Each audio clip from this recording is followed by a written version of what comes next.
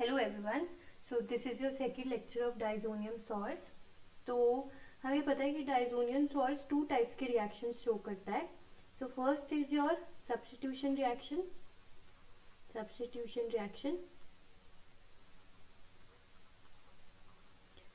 And second is your coupling reaction. ठीक है, substitution reaction में क्या होता है? सब्स्टिट्यूशन रिएक्शन में N2Cl ग्रुप जो आपका होता है that is replaced by some other group. So N2Cl group is replaced by some other group. यहाँ पे कपलिंग रिएक्शन में N2 अपना जो होता है, जो N2 ग्रुप होता है that is retained. N2 group is retained, right? और हमने एक पढ़ा था रिएक्शन जिसमें डाइजोनियम सॉल्ट रिएक्ट कर रहे थे स्टेनस क्लोराइड से इन प्रेजेंस ऑफ HCl और बना रहे थे फिनाइल हाइड्राजीन। ठीक है, तो उसमें भी क्या हो रहा था? N2 ग्रुप आपका रिटेन्ड रह रहा था। ठीक है, तो ये दोनों हम आज रिएक्शंस पढ़ेंगे बेंजोनियम सॉल्ट्स के, डाइजोनियम सॉल्ट्स के, सॉरी। तो ये कैसे होगा ये देखते हैं। आप क्लियर कर देते हो, वेट अ सेकेंड, थोड़ा स्लो है। अब तो सब्स्टिट्यूशन रिएक्शन लेंगे पहले हम। सबसे पहले अपना सैंडमेयर रिएक्शन। ठीक है, सैंडमेयर में क्या होता है कि आपका जो N2Cl ग्रुप है that is replaced by either copper chloride CuCl, copper bromide CuBr और कॉपर साइनाइड CuCl। ठीक है, तो उसमें क्या होता है कि इससे Cl ग्रुप लग जाता है, इससे Br ग्रुप लग जाता है, इससे साइनाइड लग जाता है। कैसे लगता है देखते हैं। Ar N2 positive X negative, जो भी काउंटर आयन अटैच्ड होगा, इसमें हम डाल दें कॉपर फ्लोराइड, तो यहाँ पे हमारे पास फ्लोरोबेंजीन बन जाएगा। ठीक है, प्लस क्या डाल निकलेगा? N2 गैस निकलेगी, ये ग्रुप रिप्लेस हो रहा है ना, प्लस साथ में कॉपर का हेलाइड। ठीक है, सिमिलरली अगर इसमें हम कॉपर ब्रोमाइड डाल दें तो हमारा क्या रिएक्शन बन जाएगा और प्रोडक्ट क्या बनेगा? ब्रोमोबेंजीन प्लस, क्योंकि अगर मैं Ar फिनाइल ग्रुप ले रही हूँ 1 2 3 4, वेट अ सेकेंड, अगर मैं Ar फिनाइल ग्रुप ले रही हूँ तो हमारे पास ब्रोमोबेंजीन बच जाएगा यहाँ पर। ठीक है, और यहाँ से हमारा कॉपर हेलाइड निकल जाएगा। सिमिलरली कॉपर साइनाइड लेंगे तो क्या होगा? तो साइनो ग्रुप लग जाएगा, राइट? साइनो ग्रुप लग जाएगा और हमारे पास टू गैस निकल जाएगी, तो क्या? Copper halide. ठीक है, तो अब ना सैंडमेयर रिएक्शन में तो ये हो रहा था। अब इसके बाद होता है गेटरमैन रिएक्शन, जो कि मॉडिफाइड फॉर्म है किसका? सैंडमेयर रिएक्शन का। तो गेटरमैन रिएक्शन कर लेते हैं इसको। अगर हम मॉडिफाइड फॉर्म लें सैंडमेयर का, तो that is your Gattermann reaction, GATTERMAN।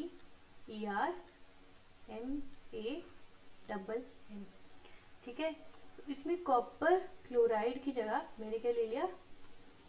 Copper with HCl, copper with HBr।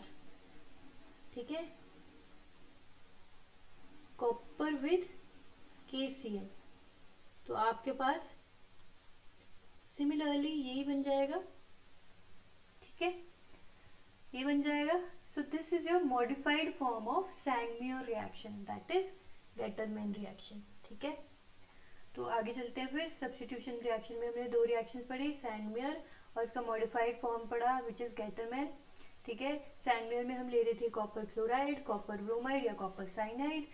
Gattermann में हम लेंगे copper with HCl, copper with HBr और कॉपर विद KCl। ठीक है, KCl लेंगे, HCl नहीं लेंगे। यहाँ पर दो रिएक्शन हुए। अब हमारे को कहीं भी यहाँ पर अपना अराइल फ्लोराइड नहीं दिखा है ना, या फ्लोरोबेंजीन नहीं दिखा है ना, अराइल आयोडाइड भी नहीं दिखा, तो अब देखते हैं वो कैसे बनते हैं हमारे पास, ठीक है। तो पहले हम लेते हैं, इसको क्लियर करते हैं, ठीक है। तो पहले हम लिखते हैं कि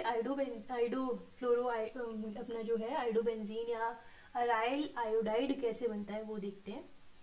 तो हमने क्या लिया, हमने फिर से डाइजोनियम सॉल्ट ले लिया, ठीक है, कोई सा भी ले लिया, उसमें पोटेशियम आयोडाइड डाल दिया, ठीक है, और सोल्यूशन को कर दिया फॉर्म, ठीक है। तो हमारे पास यहाँ पर अराइल आयोडाइड बन जाएगा, ठीक है। और मैकेनिज्म कैसे होगा देख लेते हैं, मैकेनिज्म कैसे होता है। मैकेनिज्म में अगर मैं देखूं तो जैसे कि आपका, पहले तो देखते हैं SN2 मैकेनिज्म होता कैसे, SN2 रिएक्शन मैकेनिज्म होता कैसे। तो हमें पता है कि अगर हमारे पास कोई प्राइमरी एल्काइल हैलाइड है, ठीक है, प्राइमरी एल्काइल हैलाइड, ठीक है, और उसको किसी न्यूक्लियोफाइल से अटैक कराएं हम,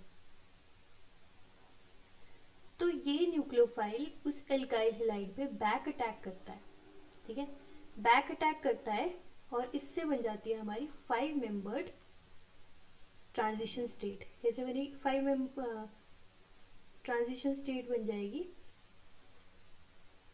जिसपे R पे हैलाइड आयन मतलब अपना लीविंग ग्रुप भी जुड़ा होगा और न्यूक्लियोफाइल भी जुड़ा होगा। This will be your transition state which is highly unstable, ठीक है, ट्रांजिशन स्टेट बन जाएगी which will be highly unstable. अब क्या होगा, ये टूट जाएगा और हमारे पास प्रोडक्ट क्या बन जाएगा, यहाँ पर अपना न्यूक्लियोफाइल और यहाँ पर R ग्रुप, ठीक है। तो बेसिकली न्यूक्लियोफाइल बैक अटैक करेगा, और ये जो है ना, ये पूरा प्रोसेस एक सिंगल स्टेप में होता है, कंसर्टेड मैकेनिज्म है। ट्रांजिशन स्टेट बहुत ज़्यादा अनस्टेबल होती है, ठीक है, तो जैसी बनती है वैसे टूट जाती है, क्योंकि इसमें ना कार्बन पे 5 बॉन्ड्स बन जाते हैं, ठीक है, और कार्बन आपको पता है कि सिर्फ 4 बॉन्ड बना सकता है, कार्बन इज टेट्रावेलेंट, ठीक है, तो 4 बॉन्ड बना सकता है, 5वां बॉन्ड अकोमोडेट नहीं कर पाता, ठीक है, तो दिस इज हाईली अनस्टेबल, ठीक है। तो ट्रांजिशन स्टेट में फटाफट टूटती है, ये अपना हैलाइड आयन फटाफट लीव कर जाता है, और अब हमारे पास ये फाइनल प्रोडक्ट बन जाता है। तो ऑन अ सिमिलर बेसिस अब हम देखते हैं कि क्या होता है।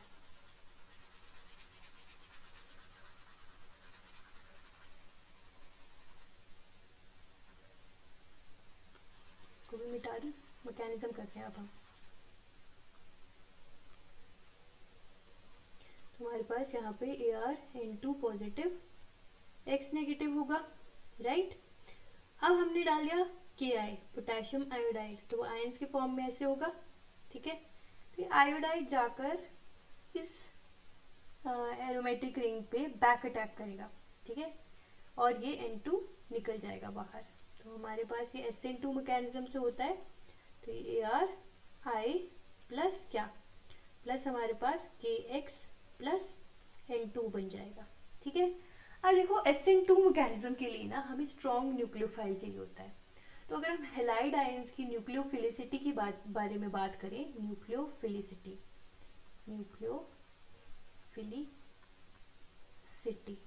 तो हैलाइड आयन की न्यूक्लियोफिलिसिटी कैसे होती है, ऑर्डर होता है आयोडाइड का सबसे ज्यादा, then bromide, then chloride, then your fluoride ion, ठीक है। Fluoride ion is your weakest nucleophile and this is your strongest nucleophile, और स्ट्रॉन्ग न्यूक्लियोफाइल ही अंडर को करते हैं अपने SN2 मैकेनिज्म। क्लियर है इतना। तो आगे चलते हैं, फिर हम अब बनाएंगे अराइल फ्लोराइड, राइट। तो रिप्लेसमेंट बाय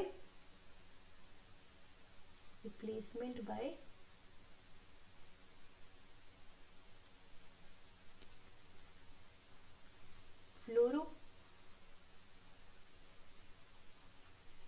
ग्रुप, ठीक है।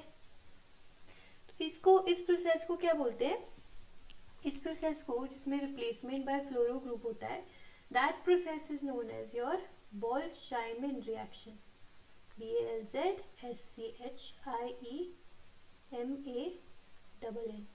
बोल्ट्जमाइन रिएक्शन, ठीक है। इसमें क्या होता है अब वो देखते हैं।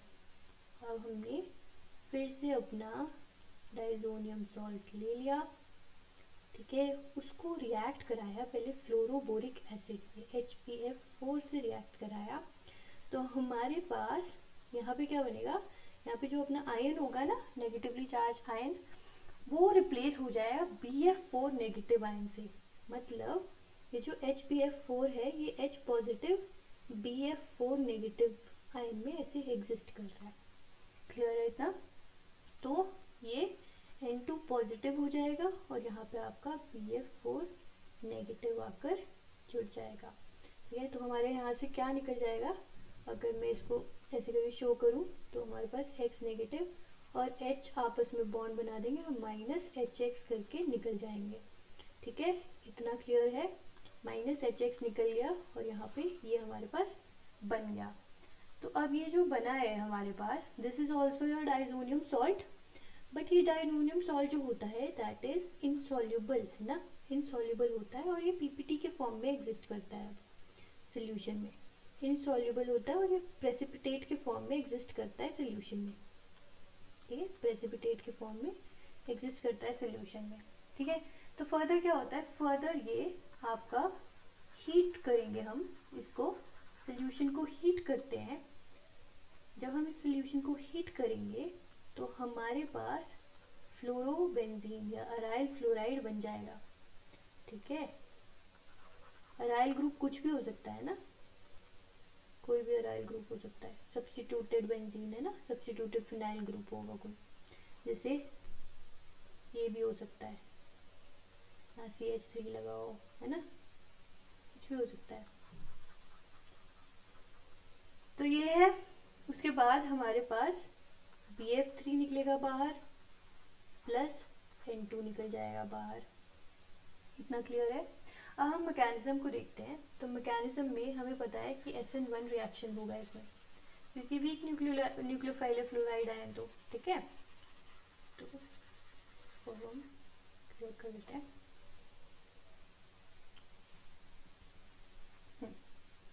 तो हमारे पास मैकेनिज्म कैसे होगा, हमारे पास ArN2 positive BF4 negative ion बने।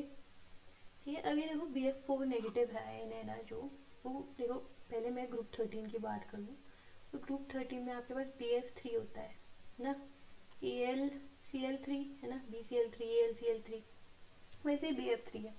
ठीक है, तो जो BF3 है ना और ये जो ग्रुप 13 के एलिमेंट्स हैं ये सारे इलेक्ट्रॉन डेफिशिएंट होते हैं। कैसे? क्योंकि अगर मैं BF3 को खोल के देखूं तो ये कुछ ऐसे होगा हमारे पास। ठीक है, बोरॉन क्या है, sp2 हाइब्रिडाइज्ड है यहाँ पर। ठीक है, अगर हाइब्रिडाइजेशन निकालोगे तो it is your sp2 hybridised ना। अब देखो बोरॉन के पास एक बॉन्ड से 2 इलेक्ट्रॉन मिलेंगे, तो इसके पास ना ऑक्टेट इनकम्प्लीट होता है। कैसे होता है, देखो फ्लोरीन के पास 1 2 बॉन्ड है ना, इसके बाद 2 4 6 बॉन्ड है, 6 इलेक्ट्रॉन्स है। इस बोरॉन के पास अभी 6 इलेक्ट्रॉन्स है। ठीक है, इस बोरॉन के पास अभी 6 इलेक्ट्रॉन्स है। पर अगर हम किसी भी एटम का देखें तो उसका ऑक्टेट कंप्लीट होना चाहिए, इसका ऑक्टेट इनकम्प्लीट है। ठीक है, तो जो इलेक्ट्रॉन पेयर एक्सेप्टर होते हैं उन्हीं को ही तो हम लुईस एसिड कहते हैं ना। लुईस एसिड बेस्ड कॉन्सेप्ट क्या कहता है, जो स्पीशीज इलेक्ट्रॉन पेयर एक्सेप्टर होती हैं वो आपकी क्या होती है, लुईस एसिड होती है। तो बोरॉन ये जो BF3 है तुम्हारा लुईस एसिड है। ठीक है, BF3 is your Lewis acid because it is electron deficient, octet is incomplete, so it is your electron pair acceptor. तो अब देखो sp2 हाइब्रिडाइज्ड है तो एक p ऑर्बिटल अनहाइब्रिडाइज्ड रहा होगा ऐसे करके, पॉजिटिव साइड नेगेटिव साइड। तो ये एक p ऑर्बिटल जो अनहाइब्रिडाइज्ड है वो वाला दिखा रही हूँ, ये वो खाली पड़ा है। देखो हाइब्रिडाइज्ड ऑर्बिटल हमेशा सिग्मा बॉन्ड बना देते हैं, है ना। sp2 हाइब्रिडाइज्ड, देखो sp2 में 2p और एक ऐसे पार्ट लिया होगा तो 3 sp2 हाइब्रिडाइज्ड ऑर्बिटल होंगे। ठीक है, एक ने इससे बॉन्ड बनाया, एक ने इससे बॉन्ड बनाया, एक ने इससे बॉन्ड बनाया, तो अब एक वेकेंट p ऑर्बिटल p तो है इसके पास, है ना, तो वो खाली पड़ा होगा क्योंकि अब इसका देखो 6 इलेक्ट्रॉन्स इसने ले लिए जितने लेने थे, पर अभी इसका ऑक्टेट कंप्लीट नहीं है। तो क्या होता है, अपना फ्लोराइड आयन आता है और वो इसको इलेक्ट्रॉन्स दे देता है। This way BF3 is acting as your Lewis acid. ठीक है, this way BF3 is acting as your Lewis acid. तो अब ये बन जाएगा BF4 नेगेटिव आयन। समझ आया इसकी केमिस्ट्री? तो अब देखो BF4 नेगेटिव आयन बना, इतना समझ आया होगा। तो अब हम आगे चलते हैं। जब ये BF4 नेगेटिव आयन बना तो अब क्या हुआ होगा, अब ये ऐसे करके बॉन्ड होगा, ये N2 टूट जाएगा, ठीक है, और यहाँ पर हमारे पास Ar पॉजिटिव बन जाएगा, N2 निकल जाएगा बाहर, और हमारे पास क्या है, BF4 नेगेटिव भी तो है। क्लियर है? अब देखो BF4 नेगेटिव है, हमारे पास यहाँ पे कार्बोकटायन जनरेट हो रहा है। अब देखो breaking of a bond is your slow process always, ठीक है। बॉन्ड फॉर्मेशन में एनर्जी रिलीज होती है, बॉन्ड फॉर्मेशन में एनर्जी रिलीज होती है, तो मतलब कंपाउंड स्टेबल हो रहा होता है, एनर्जी रिलीज होती है, तो मतलब कंपाउंड स्टेबल होता है। बॉन्ड ब्रेकिंग में एनर्जी रिक्वायर्ड होती है, बॉन्ड ब्रेकिंग में एनर्जी इज रिक्वायर्ड होती है, ठीक है। तो आपका स्लो प्रोसेस होता है, एनर्जी रिक्वायर्ड स्लो प्रोसेस, ठीक है। इतनी तो बात हुई।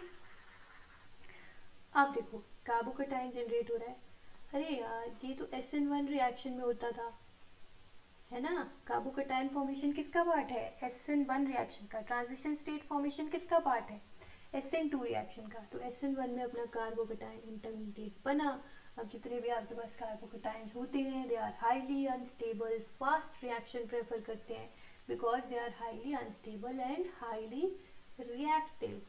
तो अब क्या होगा, BF4 नेगेटिव आयन होगा इधर सिस्टम में अवेलेबल, तो ये जो F है वो F नेगेटिव की फॉर्म में, देखो अब ये न्यूक्लियोफाइल है बट बोरॉन यहाँ पर इसका ऑक्टेट कंप्लीट है, अगर हम ध्यान से देखें तो 2 4 6 8, BF4 में बोरॉन का ऑक्टेट कंप्लीट है और ये सेकंड पीरियड एलिमेंट है, ठीक है। तो इसके पास अब टेंडेंसी नहीं है अपने ऑक्टेट को एक्सपैंड करने की, right, getting my point. Tendency नहीं है अपने ऑक्टेट को एक्सपैंड करने की, क्योंकि इसके पास वेकेंट d ऑर्बिटल नहीं है। क्लियर है इतना? नहीं है तो ये बॉन्ड हमेशा ऐसे करके टूटेगा, ना कि BF4 नेगेटिव आयन अपना न्यूक्लियोफाइल की तरह एक्ट करेगा। इतना क्लियर हुआ? अब ये यहाँ जाकर इस पे अटैक करेगा, ये फ्लोराइड आयन, राइट। तो हमारे पास ये बॉन्ड बनेगा ऐसे करके, ठीक है, अराइल फ्लोराइड प्लस हमारे पास BF3 बन जाएगा प्लस हमारे पास N2 तो था ही, ठीक है। तो आई होप आपको इतना समझ आया। तो this is all about Balz Schiemann reaction which is for aryl fluoride, ठीक है। अब हम चले नेक्स्ट, तो अब हमारे पास है replacement bye nitro group, replacement bye nitro group, ठीक है। तो हमारे पास क्या है, हमारे पास डाइजोनियम सॉल्ट होगा, ठीक है। उसके हम रिएक्शन किससे करा देंगे, पहले देखो HBF4 से रिएक्शन होगी, इसमें फ्लोरोबोरिक एसिड से रिएक्शन होगी, ठीक है। हमारे पास ये सॉल्ट बनेगा इसका, जैसे हमारे पास बोल्ट्ज-शाइमन रिएक्शन में हो रहा था। अब हम इसका रिएक्शन कराएंगे अपना NaNO2 से, सोडियम नाइट्राइड से रिएक्शन करा देंगे, ठीक है, in presence of copper, right. इतना क्लियर है? अब देखो इन प्रेजेंस ऑफ कॉपर जब हमने इसका रिएक्शन कराया तो हमें यहाँ पे क्या मिलता है, NO2 बाहर निकल जाए, मतलब N2 बाहर निकल जाएगा और यहाँ कर NO2 जुड़ जाएगा, ठीक है। और ये साथ में क्या निकल आएगा, N2 प्लस हमारे पास ये बचा और Na positive BF4 negative NaBF4 बना देंगे, ठीक है। क्लियर है? तो ये रिप्लेसमेंट बाय NO2, इतना क्लियर हुआ। अब हम आगे चलते हैं, हम अगली रिएक्शन करेंगे जिसमें रिप्लेसमेंट बाय OH ग्रुप होगा और हमारे पास फिनोल बनेगा, रिप्लेसमेंट बाय OH ग्रुप, हमारे पास क्या बनेगा, फॉर्मेशन ऑफ फिनोल। कैसे बनेगी, हमारे पास फिर से डायजोनियम सॉल्ट हम ले लेंगे, ठीक है, और इसमें क्या डाल देंगे, पानी तो होता ही है देखो, और हमारे पास टेम्परेचर थोड़ा हाई होना चाहिए, इसको हीट करेंगे।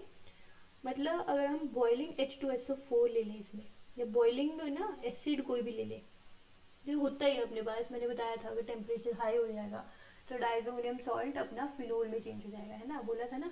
तो बॉइलिंग कोई एसिड होगा, या तो H2SO4 होगा या फिर हमारे पास HCl होता है, ये दो बॉइलिंग एसिड होगा और टेम्परेचर वो हीटिंग होगी ना इधर, तो एक्वस सोल्यूशन में ये बना देगा फिनोल। कभी कभी ये नहीं दिया होता, कभी कभी डायरेक्ट वार्म वाटर दिया होता है और साथ में हीटिंग दी होती है, ठीक है। तो उस हिसाब से जैसे भी होगा, अगर अब यहाँ पर 283 केल्विन भी लिखा होगा तो भी आपका फिनोल बन जाएगा, है ना। हल्की सी एसिडिक कंडीशन तो होती है सोल्यूशन में, जब डाइजोटाइजेशन प्रोसेस होता था तो HCl होता था ना उसमें, तो हल्की सी एसिडिक कंडीशन भी दी होगी तो वो गलत नहीं है, उससे भी आप फिनोल बना सकते हो। क्लियर है इतना। तो अब हम नेक्स्ट चलते हैं, इससे हमारा क्या बन जाएगा फिनोल। अच्छा, इसका मैकेनिज्म भी है आपके बुक में, तो अगर मैं मैकेनिज्म की बात करूँ तो हमारे पास Ar(N2) पॉजिटिव, X नेगेटिव होता है, ठीक है। उसका पहले तो SN1 रिएक्शन शो करता है ये, तो ये हो जाएगा अपना Ar पॉजिटिव और यहाँ से टूटेगा प्लस N2, ठीक है, प्लस X नेगेटिव। अब यही कार्बोकेटाइन फॉर्मेशन, कार्बोकेटाइन जो बना वो वाटर के साथ रिएक्ट करेगा, और तो वाटर एक सॉल्वेंट है ना, पोलर प्रोटिक सॉल्वेंट है, तो ये आपका सिर्फ SN1 रिएक्शन में न्यूक्लियोफाइल की तरह एक्ट कर सकता है। ओके, SN1 रिएक्शन में न्यूक्लियोफाइल की तरह एक्ट कर सकता है। अब यहाँ से देखो, oxygen never likes to carry a positive charge because it is highly electronegative, तो अपना ये OH बॉन्ड तोड़ देगा, ठीक है, और हाइड्रोजन को H पॉजिटिव की फॉर्म में, प्रोटॉन की फॉर्म में रिलीज करेगा। तो H पॉजिटिव हमारे पास निकला, यहाँ से हेलाइड आयन था तो HX बन गया। क्लियर है इतना। तो ये हुआ आपके फिनोल का मैकेनिज्म ये है, and that is this is also SN1, right, this is also SN1, क्योंकि देखो पहले कार्बोकेटाइन बनेगा फिर वाटर एज ए न्यूक्लियोफाइल, जब भी सॉल्वेंट न्यूक्लियोफाइल की तरह एक्ट करेगा मतलब रिएक्शन SN1 ही है, ठीक है। SN2 में सॉल्वेंट कभी न्यूक्लियोफाइल की तरह रिएक्ट नहीं करता। So let's move on. तो अब यहाँ पे हमारे पास है replacement bye aryl group, replacement bye aryl group. तो हमारे पास कोई डाइजोनियम सॉल्ट है रैंडम सा, इसमें हमने एक Br अटैच करा है, तो यहाँ पे N2 पॉजिटिव है, X नेगेटिव है, और हमारे पास एक बेंजीन रिंग है इधर, इसके पास एक हाइड्रोजन तो लगा ही होगा क्योंकि यहाँ पे भी होता है, यहाँ पे भी होता है, यहाँ पे भी होता है और यहाँ पे भी होता है। तो अब फर्दर इसकी रिएक्शन कराएंगे किसमें, एल्कली सोल्यूशन में, alkaline solution, sorry alkaline solution में, NaOH सोडियम हाइड्रोक्साइड। तो एल्कलाइन सोल्यूशन लिया तो हमें ये मिलेगा, यहाँ Br अटैच होगा और ये जो बेंजीन रिंग है ये N2 को रिप्लेस कर देगी, N2X को रिप्लेस कर देगी और यहाँ आकर जुड़ जाएगी, ठीक है। प्लस क्या निकल जाएगा, N2 निकल जाएगा, प्लस देखो अगर यहाँ पे मैं सपोज Cl ले लूँ या कुछ भी है, ठीक है, सपोज इसको ऐसे रहने दो, तो हमारे पास यहाँ पे NaX बन जाएगा, प्लस यहाँ से एक हाइड्रोजन जो निकला होगा वो OH नेगेटिव के साथ जुड़कर, यहाँ से प्रोटॉन निकला होगा वो OH नेगेटिव के साथ जुड़कर वाटर निकल जाएगा। क्लियर है। इसी को ही क्या कह देते हैं, इस रिप्लेसमेंट बाय एराइल ग्रुप को कहते हैं गॉम्बर्ग बैचमैन रिएक्शन। क्या बोलते हैं, गॉम्बर्ग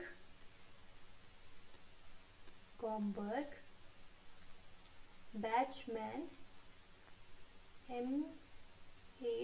MANN reaction, Gomberg Bachmann reaction. Clear है, replacement by aryl group, this is Gomberg Bachmann reaction. इतना क्लियर है। तो फिर आगे चलते हैं। अब हमारे पास नेक्स्ट रिएक्शन है Bart reaction. Bart reaction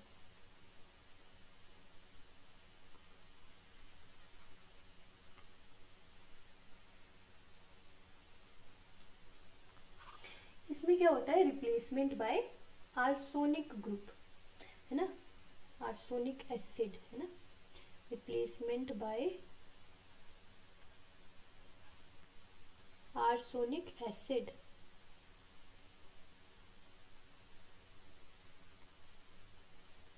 आर्सोनिक acid क्या हो गया अपना, AsO3H2, this is your arsonic acid, ठीक है। तो इससे हमारा कैसे है, देखो हमने फिर से डाइजोनियम सॉल्ट लिया, तो देख रहे हो आपके कितना इंपॉर्टेंट है ये डाइजोनियम सॉल्ट, मतलब कितना सही रिएक्शंस देता है ना। तो अब देखो यहाँ पर हम सोडियम आर्सेनाइट लेंगे, क्या ले लेंगे, सोडियम आर्सेनाइट,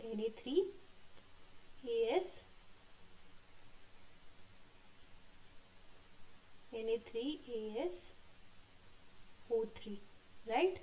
हम सोडियम आर्सेनाइड लेंगे in the presence of copper sulphate, तो हमारे पास रिएक्शन फॉर्म होगा जो कि होगा Ar, और ये ग्रुप रिप्लेस हो जाएगा AsO3Na2 से, ठीक है। और यहाँ पे जो Na3 है एक NaX की फॉर्म में निकल जाएगा, इतना क्लियर है। अब इसकी होगी एसिडिफिकेशन, ठीक है, माइल्ड एसिड के बेस प्रेजेंस में इसकी हो जाएगी एसिडिफिकेशन, और ये बन जाए ArAsO3H2, इतना क्लियर है। तो this is your Bart reaction in which there is replacement by arsonic acid जो कि है AsO3H2, इतना क्लियर है।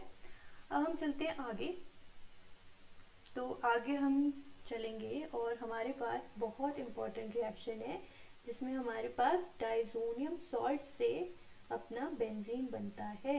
तो कैसे बनता है, और हम पानी डाल दें, नहीं H3PO2 डालें, ठीक है, प्लस क्या डाल दें, प्लस हम डाल दें पानी डाल दें, राइट, पानी डाल देंगे और हमारे पास यहाँ पर कॉपर आयन होगा Cu पॉजिटिव, तो हमारे पास बन जाएगा अपना बेंजीन।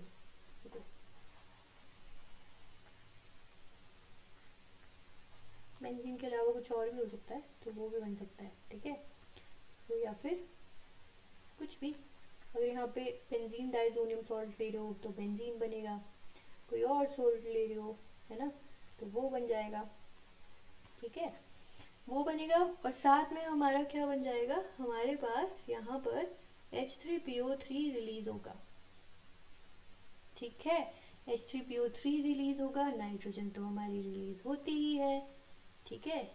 देखो सिस्टम स्पॉन्टेनियस है, ये सारे रिएक्शंस जो हैं ये स्पॉन्टेनियस रिएक्शन है क्योंकि इसमें गैस रिलीज हो रही है, नाइट्रोजन गैस रिलीज, जब भी सिस्टम की एंट्रोपी बढ़ती है तब तक रिएक्शन स्पॉन्टेनियस है, तो जब भी तुम्हारी गैस रिलीज होती है तब तक रिएक्शन आपका स्पॉन्टेनियस रिएक्शन होता है, ठीक है, साथ में एक HX निकल जाएगा कुछ, ठीक है। अब हम देखेंगे मैकेनिज्म, ये बहुत इंपॉर्टेंट रिएक्शन है, फॉर्मेशन ऑफ बेंजीन, ठीक है, formation of benzene is a very important reaction, right. तो कुछ नहीं करना है, इसमें H3PO2 डालना है, ठीक है, देखो यहाँ से अगर मैं कर चेंज H3PO2 डालेंगे और साथ में वाटर डालेंगे, कॉपर आयन डालेंगे Cu+1 फॉर्म में, ठीक है, कॉपर +1 में डाल देंगे और हमारे पास ये बेंजीन या फिर कोई भी अपना जो भी एरोमेटिक कंपाउंड है उसमें से N2X निकल के यहाँ पे H लग जाएगा, ठीक है, और हमारे पास ये गैसेस रिलीज होंगी, ये एसिड बनेगा, ये वाला एसिड बनेगा, ठीक है। अब देखते हैं मैकेनिज्म, ये बहुत इंपॉर्टेंट रिएक्शन, ये तो पक्का आती है हर जगह, ठीक है। तो H3PO2 वाटर और कॉपर आयन लेंगे। अब मैकेनिज्म देखते हैं, तो मैकेनिज्म में क्या है, ये हमारे पास वो ढंग से लिखती हूँ ना मैं, ऐसे है 2 पॉजिटिव X नेगेटिव, ठीक है। अब आपकी बुक में थोड़ा अलग से दिया है बट जैसे मैंने समझा मैं वैसे आपको बताती हूँ। तो हमारे पास पहले तो क्या होता है, ये टूट जाएगा, ठीक है। तो हमारे पास Ar पॉजिटिव बन जाएगा प्लस क्या बन जाएगा N2 प्लस X नेगेटिव निकल जाएगा। इतना क्लियर है। अब क्या होता है, हमारे पास जो कॉपर +1 फॉर्म में था वो यहाँ पे हमारे को रिड्यूसिंग एजेंट का काम दे रहा है। तो this is your reducing agent, ठीक है, रिड्यूसिंग एजेंट है ये। अगर मैं इसको लिखूँ तो ये रिड्यूसिंग एजेंट है, ठीक है। दूसरे का रिडक्शन कर रहा है, खुद ही ऑक्सीडाइज हो जाएगा, ठीक है। तो ये दूसरे का रिडक्शन कर रहा है, मतलब यहाँ पे ये Ar पॉजिटिव फॉर्म में है ना, जो कार्बोकेटाइन हमारे पास बना हुआ, उस पे ये फ्री रेडिकल जनरेशन करता है। तो वाला एक इलेक्ट्रॉन दे रहा है, खुद इस पे क्या चार्ज आ जाएगा, कॉपर +2 बन जाएगा ये, ठीक है। हमारे पास नाइट्रोजन तो वैसे ही रिलीज हो रही थी, ठीक है, तो वो शो करने की ज़रूरत नहीं है। फिर फर्दर क्या होता है, जब ये जनरेशन हो जाएगी तो हमारे पास H3PO2 होगा। अब देखो ना, ऑक्सो एसिड है, तो पहले तो इसमें डबल बॉन्ड ऑक्सीजन का एक बॉन्ड लगा दो, ठीक है, फिर एक सिंगल बॉन्ड OH का बॉन्ड बना दो, ठीक है, ग्रुप। फिर देखो कि अगर आपके पास कोई ऑक्सीजन और प्रेजेंट है तो OH और ऐड करते जाओ, बट अब हमारे पास कोई ऑक्सीजन प्रेजेंट नहीं है, हमारे पास 2 ही थे तो वो हमने ऐड कर दिए। तो अब हमारे पास कोई ऑक्सीजन नहीं बची, तो एज इट इज हम हाइड्रोजन लिख देंगे इधर। This is your oxo acid, ठीक है। स्ट्रक्चर आने चाहिए, इंपॉर्टेंट होते हैं, ठीक है, ऑक्सो एसिड के। तो अब देखो क्या है, यहाँ से ये हाइड्रोजन को फ्री रेडिकल में तोड़ देगा, तो हाइड्रोजन फ्री रेडिकल जो आपके पास बनेगा वो इसके साथ कंबाइन कर जाएगा, ठीक है। सिंगल हेडेड एरो से दिखाते हैं हमेशा रेडिकल को।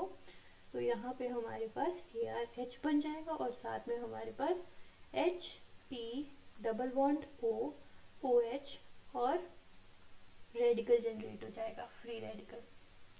देखा, हमारे पास ये तो बन गया इधर से, ठीक है, ये तो हमारे पास बन गया। अब फर्दर देखते हैं क्या होता है। फर्दर हमारे पास देखो, सिस्टम में जो आपके पास एक्वस सोल्यूशन होगा, है ना, एसिडिक एक्वस सोल्यूशन जो है हमारे पास, वो उसमें सिर्फ एक डाइजोनियम सॉल्ट थोड़ा भी होगा, है ना, उसमें और भी मॉलिक्यूल्स होंगे। तो N2 पॉजिटिव X नेगेटिव दूसरा मॉलिक्यूल आएगा, ठीक है, तो ये यहाँ से रिलीज हो जाएगा, है ना, N2, और ये क्या करेगा, ये फर्दर ये वाला रेडिकल इसको दे देगा, ठीक है। ये Ar पॉजिटिव है ना, Ar पॉजिटिव को ये फर्दर रेडिकल दे देगा और ये बन जाएगा Ar फ्री रेडिकल। और यहाँ पर HPO, इसको मैं अगर ढंग से लिखूँ तो OH बन जाएगा, राइट। यहाँ आ जाएगा पॉजिटिव चार्ज।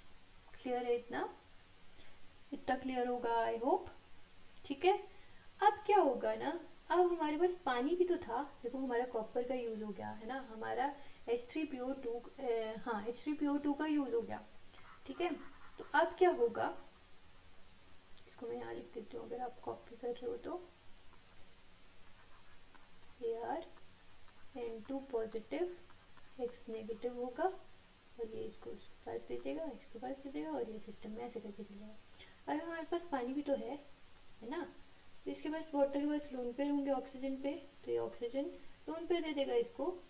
और यहाँ पर हमारे पास स्ट्रक्चर के लिए जगह ही नहीं बची, wait a second,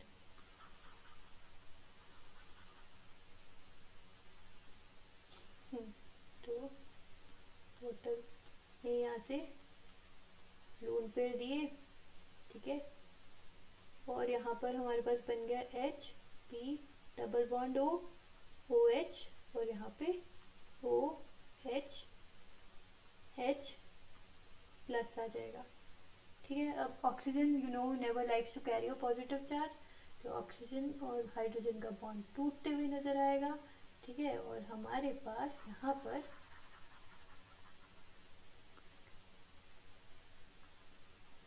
HP double bond O OH OH बन जाएगा और यहाँ पे H पॉजिटिव आयन रिलीज होगा। और देखो हमारे पास यहाँ पर सिस्टम में X नेगेटिव था, यहाँ H पॉजिटिव है, तो ये H पॉजिटिव X नेगेटिव के साथ कंबाइन होकर अलग से कंपाउंड बना देगा। So this was your whole mechanism. पहले क्या हुआ, पहले आपके पास बेंजीन डाइजोनियम सॉल्ट था, उससे Ar पॉजिटिव बना, ठीक है, N2 गैस रिलीज हुई, X नेगेटिव। कॉपर जो था वो रिड्यूसिंग एजेंट का काम करता है, कॉपर एक इलेक्ट्रॉन प्रोवाइड करता है, तो ये फ्री रेडिकल बन जाता है और कॉपर +2 फॉर्म में चेंज हो जाता है, ठीक है। फिर क्या होता है, अपने पास जो H3PO2 था उससे एक H फ्री रेडिकल निकलेगा और यहाँ पर फ्री रेडिकल पे ये अटैक कर देगा थ्रू सिंगल हेडेड एरो, क्योंकि यहाँ पे फ्री रेडिकल में अटैक ऐसे ही होता है सिंगल हेडेड एरो से, ठीक है। तो अब क्या होगा, यहाँ पे आपके पास रिस्पेक्टिव अपना कंपाउंड बन जाएगा। अगर आप बेंजीन डाइजोनियम सॉल्ट ले रहे हो तो यहाँ पे बेंजीन बन जाएगा, एंड रिस्पेक्टिवली अगर पैरा सब्सटीट्यूटेड कोई बेंजीन लिया है तो वो बन जाएगा, ठीक है। उसके बाद क्या होगा, उसके बाद हमारे पास ये फ्री रेडिकल में फॉर्म में जनरेट हुआ होगा, फ्री रेडिकल फॉर्म में जनरेट हुआ होगा तो इसने क्या किया होगा, इसने फर्दर अपना जो है ना कंपाउंड जो मैंने यहाँ से मिटा दिया, फ्री रेडिकल फर्दर ये अपने इस वाले दूसरे अपना जो दूसरा मॉलिक्यूल होगा उसको दे देगा, ठीक है। ये फ्री रेडिकल जनरेट हो जाएगा, यहाँ पॉजिटिव चार्ज आ जाएगा, यहाँ करेगा वाटर अटैक, वाटर के लोन पे पॉजिटिव चार्ज पे अटैक करेंगे, है ना। तो ये फर्दर अटैक करके, तो ये न्यूक्लियोफिलिक अटैक है ना, न्यूक्लियोफिलिक अटैक है, एसिड बेस रिएक्शन है, this is your nucleophilic attack. Acid base reaction वो होती है जब कोई बेस H पॉजिटिव आयन पर अटैक करे। कोई बेस है ना आपके पास, उसको भी डिस्कस कर लेते हैं। फर्स्ट पहले ये देखो, ये न्यूक्लियोफिलिक अटैक है, ठीक है। उसके बाद क्या है, उसके बाद हमारे पास ये बना, ठीक है। फिर हमारे पास यहाँ पे वाटर जाके जुड़ा था तो ऑक्सीजन पे पॉजिटिव चार्ज आ गया तो OH बॉन्ड टूट गया, है ना, और यहाँ पे H पॉजिटिव आयन रिलीज हो गया जिसने इसके साथ आके बॉन्ड बनाया होगा। आई होप क्लियर है। तो देखो, अब बेस और न्यूक्लियोफाइल के बारे में अगर मैं बात करूँ तो बेस हमेशा H पॉजिटिव पे अटैक करता है, base always attacks on, base always attacks on, base always attacks on H positive ion, ठीक है। बट जो न्यूक्लियोफाइल है ना आपका, nucleophile always attacks on, nucleophile always attacks on other electrophilic center, other electrophilic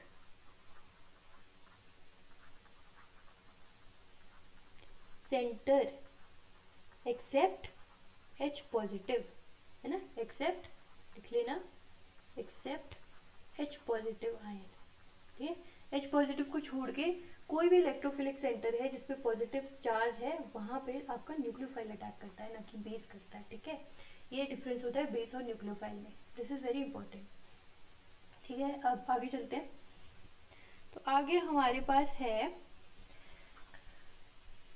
जिसमें आपके नाइट्रोजन ग्रुप रिटेन रहते हैं, ठीक है, नाइट्रोजन ग्रुप रिटेन रहते हैं।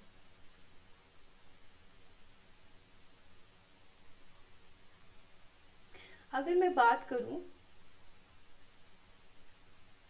किसी डाइजोनियम सॉल्ट की और उसमें मैं डाल दूं क्या, टेनस क्लोराइड SnCl2 और HCl, साथ में क्या डाल दूं, या फिर है ना सोडियम बाइसल्फाइड NaHSO3, या सोडियम सल्फाइड ही अकेले डालूं, सोडियम बाइसल्फाइड हो सकता है, या फिर सोडियम सल्फाइड अकेले डालूं, तो हमारे पास यहाँ पर क्या बनेगा, हमारे पास यहाँ पे फिनाइल हाइड्राजीन बनेगी। सपोज अगर मैं इसको बेंजीन लेती हूँ,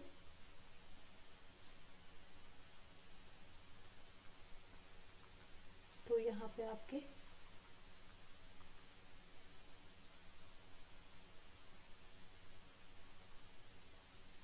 N, इसको भी तोड़ के दिखाऊं, N पॉजिटिव यहाँ पे और X नेगेटिव यहाँ पर, ठीक है। तो यहाँ पे अपना H जुड़ जाएगा, ठीक है, फिर यहाँ पे अपना NH2 बन जाएगा, तो फिनाइल हाइड्राजीन बन जाएगी।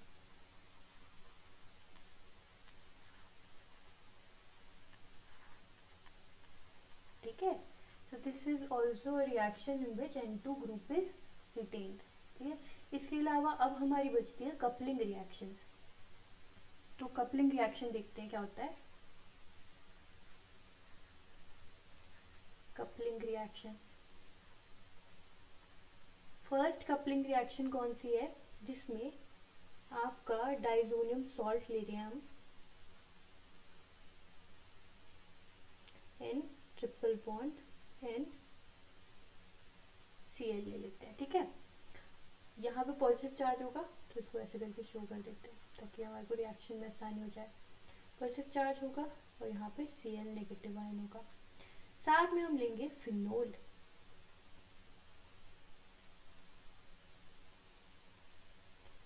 ठीक है, अब हम ना इसको भी ऐसे शो करते हैं। ठीक है,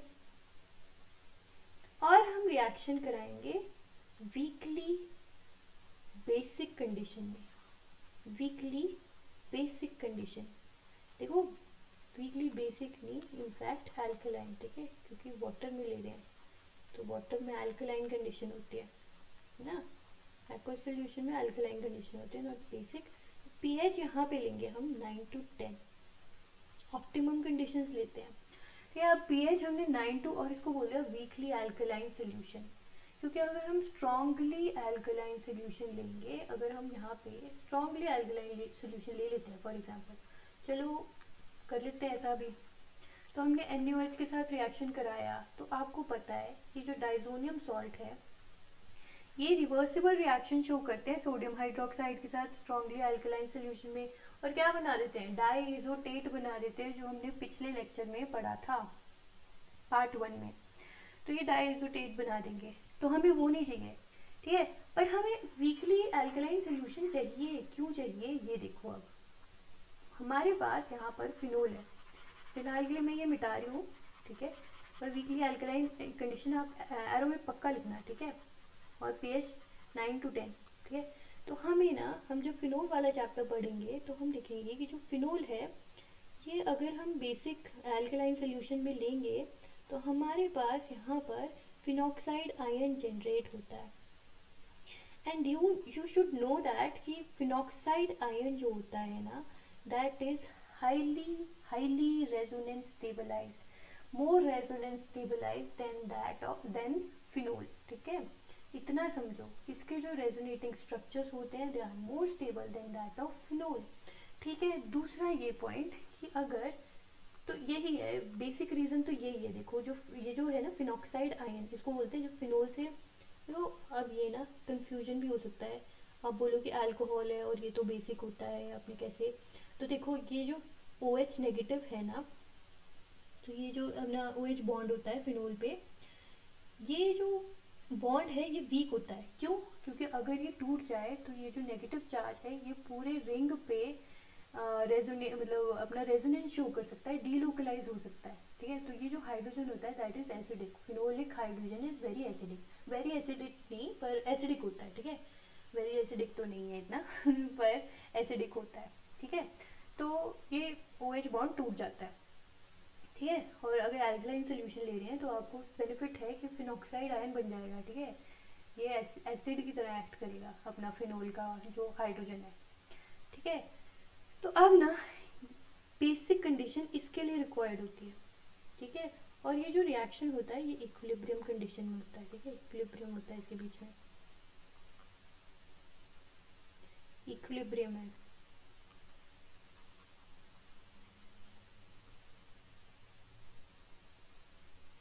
ठीक है, इक्विलिब्रियम है, और इक्विलिब्रियम कहाँ शिफ्ट होता है, फॉरवर्ड डायरेक्शन में ज़्यादा शिफ्ट होता है, क्योंकि यहाँ पे फिनॉक्साइड आयन बन रहा है। ठीक है, तो अब हम फिनॉक्साइड आयन बनाएंगे और ये क्या करेगा, रिंग पे इलेक्ट्रॉन डेंसिटी बढ़ा देगा। हमें वही तो चाहिए था, हमें इलेक्ट्रॉन डेंसिटी बढ़ी हुई चाहिए, क्योंकि हमें पता है कि कपलिंग रिएक्शन में हमारे पास डाइजोनियम सॉल्ट के साथ कोई ऐसी बेंजीन रिंग होती है जिसपे पिछले लेक्चर में मैंने डिस्कस किया था, जिसपे या तो आपके पास OH ग्रुप लगाओ या LH2 ग्रुप लगाओ या NH4 ग्रुप, एक्टिवेटिंग ग्रुप्स लगे हो, क्योंकि वो रिंग पे इलेक्ट्रॉन डेंसिटी को बढ़ा देंगे। ऐसा क्यों चाहिए हमें, क्योंकि हमारे जो बेंजीन डाइसोनियम सॉल्ट है ना, ये that is not that much electrophilic है बट इतना भी नहीं, ठीक है। तो हमारे को इलेक्ट्रॉन रिच रिंग चाहिए, जिस जो इलेक्ट्रॉन डेंसिटी जिस रिंग पे ज़्यादा हो वो चाहिए, ताकि हमारा अच्छे से रिएक्शन हो जाए। अब पीएच क्या होना चाहिए यहाँ पर, 9 to 10 होना चाहिए, ठीक है। वीकली अल्कलाइन सोल्यूशन होगा, अल्कलाइन कंडीशंस होंगी। अब देखो इलेक्ट्रॉन डेंसिटी यहाँ से यहाँ बढ़ेगी, फिर यहाँ से यहाँ बढ़ेगी, तो हम पैरा अटैक कराते हैं हमेशा। अगर देखो पैरा पोजीशन ऑक्यूपाइड हो तो कपलिंग रिएक्शन अकर करेगी ऑर्थो पोजीशन पे, ठीक है। अगर पैरा पोजीशन ऑक्यूपाइड है तो कपलिंग रिएक्शन ऑर्थो पोजीशन पे करेगी, ठीक है। इतना याद रखना। तो अब देखो यहाँ से ये यहाँ जाएगा, ठीक है। ये नाइट्रोजन अपने बॉन्ड के इलेक्ट्रॉन ले लेगा। तो हमारे पास मैकेनिज्म कुछ ऐसा है, जनरल मैकेनिज्म की भी आपके बुक में दिया है, बट मैं एग्जांपल लेकर ही करा रही हूँ, वो आप एक बार खुद देख लेना, ठीक है। अब ये है और यहाँ पर हाइड्रोजन का, ठीक है। अब क्या है, यहाँ पे Cl नेगेटिव आयन भी तो प्रेजेंट है ना, Cl नेगेटिव आयन प्रेजेंट है, तो ये Cl नेगेटिव आयन यहाँ से हाइड्रोजन लेगा H पॉजिटिव की फॉर्म में, और ये इलेक्ट्रॉन रिंग में वापस जाएंगे, और यहाँ से ये वापस और ये यहाँ पर, ठीक है। तो हमारे पास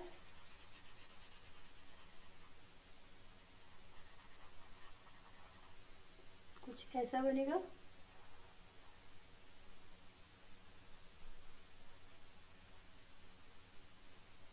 N डबल बॉन्ड N, और यहाँ पर अपना O नेगेटिव, ठीक है।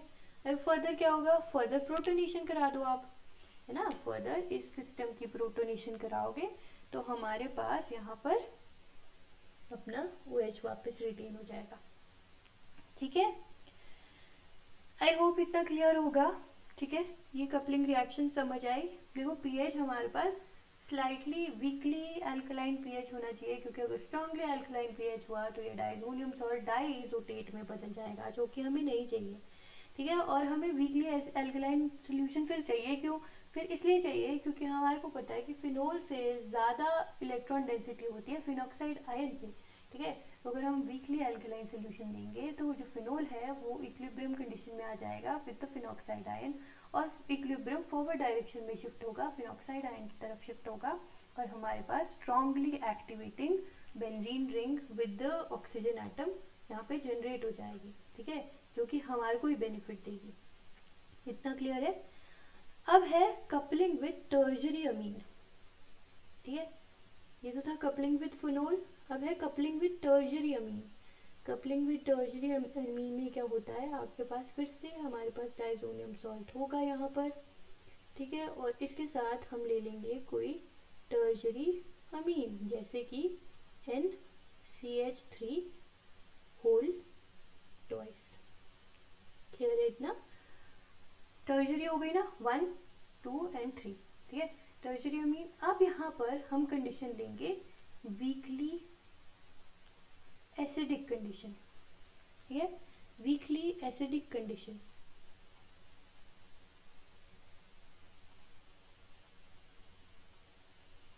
क्योंकि हमें पता है, देखो एसिडिक कंडीशन इसलिए क्योंकि अगर बेसिक लिया तो ये सारा चेंज हो जाएगा, है ना, और हमारा क्या बन जाएगा, डाइएजोटेट, जो हम नहीं चाहते, ठीक है। और अगर वीक स्ट्रांगली एसिडिक कंडीशन लिया तो ये जो है नाइट्रोजन, इस पास लोन पेयर है तो ये प्रोटोनेट हो जाएगा लोन अपने हाइड्रोजन से, जो कि हम नहीं चाहते, ये एक्टिवेट हो जाएगा ना ये ग्रुप, हमें तो एक्टिवेटिंग चाहिए, इसलिए हमारे पास वीकली एसिडिक कंडीशन होगा। फर्दर वैसे रिएक्शन हो जाएगा, मैकेनिज्म कैसे होगा अपना, AR N triple bond N positive plus हमारे पास क्या होगा, ये वाली रिंग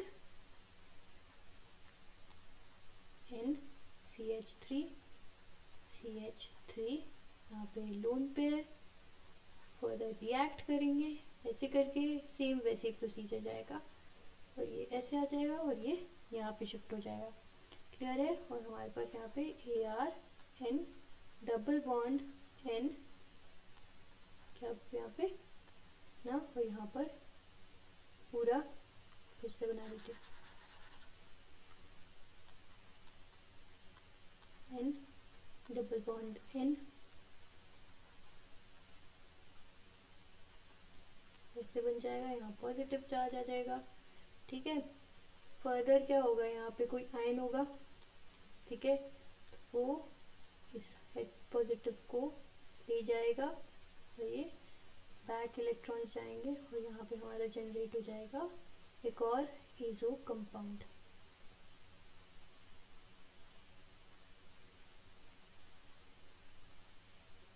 NCH3 होल ट्वाइस। तो इतना समझ आया आपको कैसे क्या होता है। हमारे पास लास्ट रिएक्शन है। लास्ट रिएक्शन में क्या होता है, हम फिर से डाइजोनियम सॉल्ट लेते हैं और हमारे पास 2 पॉजिटिव X नेगेटिव, हमारे पास कोई प्राइमरी या फिर सेकेंडरी अमीन है। ठीक है, सिस्टम में प्राइमरी या फिर सेकेंडरी अमीन है। तो अब क्या होता है ना, ये हमारे पास सिस्टम में है, ठीक है, और ये हम लेते हैं CH3COO Na में, ठीक है, इसमें लेंगे जो कि बेसिक कंडीशन है। अब मैं इसको बेसिक कैसे कह रही हूँ, क्योंकि हमें पता है, देखो CH3COO Na एक सॉल्ट है, ठीक है, CH3COO Na एक सॉल्ट है, ठीक है। तो ये क्या होगा, ये बना होगा strong acid, sorry weak acid plus strong base से, ठीक है। अब जब भी ऐसा कोई हमारे पास सॉल्ट हो जिसमें वीक एसिड और स्ट्रॉन्ग बेस से मिलके बना हो, ठीक है, तो वो सोल्यूशन, इसका जो एल्कलाइन जो सोल्यूशन होगा वो एल्कलाइन होगा, क्योंकि वीक एसिड है ना और स्ट्रॉन्ग बेस है। स्ट्रॉन्ग बेस डिसोसिएट करता है कम्प्लीटली और वीक एसिड डिसोसिएट करता है, ये मतलब कम्प्लीटली डिसोसिएट नहीं करता, और स्ट्रॉन्ग एसिड डिसोसिएट करता है कम्प्लीटली, ठीक है। तो अगर हम इसको एक्वस सोल्यूशन में ले ले सपोज, तो ये होगा CH3COO नेगेटिव, है ना, और ये मोस्टली इक्विलिब्रियम में होगा, है ना, H पॉजिटिव के साथ, मतलब अपना CH3COO के साथ, और यहाँ पर हमारे पास NaOH होगा सिस्टम में, और ये हमारा बन जाएगा ना एक्वस सोल्यूशन में, है ना, बनेगा ना। और ये फर्दर ये जो है ये स्ट्रांगली आपका डिसोसिएट करेगा Na positive plus OH negative form में, वाइल ये जो होगा, इसको ऐसे दिखाओ 100% डिसोसिएशन होगी इसकी, 100%, बट ये जो होगा ये इक्विलिब्रियम में होगा। कुछ ही इसके कंपाउंड्स ऐसे मोल्स जो होंगे, मॉलिक्यूल्स जो होंगे वो डिसोसिएट करेंगे, कुछ ही, मतलब अपना डिग्री ऑफ डिसोसिएशन यहाँ पे देखते हैं ना, और यहाँ क्या देखते हैं 100% डिसोसिएशन। तो ये सोल्यूशन कैसे हो जाएगा, एल्कलाइन सोल्यूशन हो जाएगा, ठीक है। Sodium salt of carboxylate ion,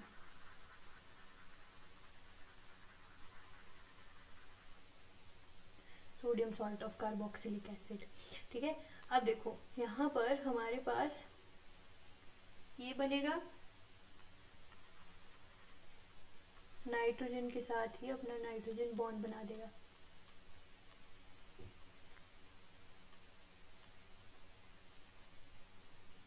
ठीक है, इसको पीएच लिख देते हैं।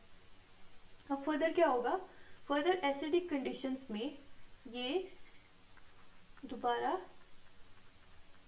ईजो रिएक्शन बना देंगे, ईजो कंपाउंड बना देंगे अपना,